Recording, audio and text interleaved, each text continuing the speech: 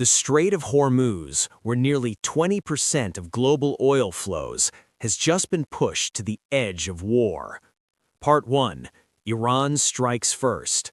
After ceasefire talks collapsed, Iran didn't hold back. Instead of conventional warfare, it launched a swarm-based strategy.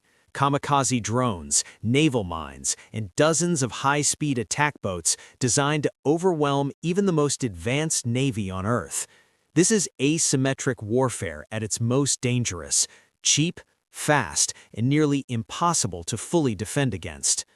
Part 2. U.S. responds, total blockade.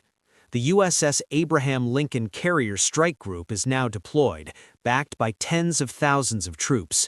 But this isn't just defense, this is a full-scale military blockade of the strait, an attempt to control the flow of energy and power itself. Part 3. Shoot the Archer doctrine. Instead of shooting down incoming threats, the Pentagon is going after the source. It's called Shoot the Archer.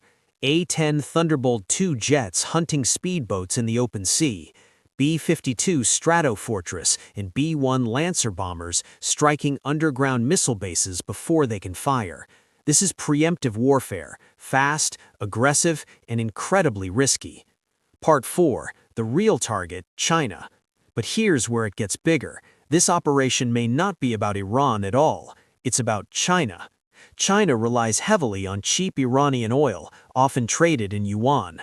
Cut that off, and you hit Beijing's long-term goal of weakening the US dollar.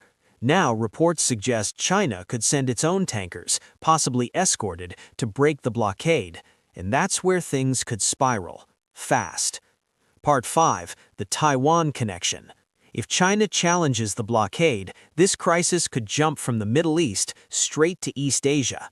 Because any direct clash between the US and China raises one critical question.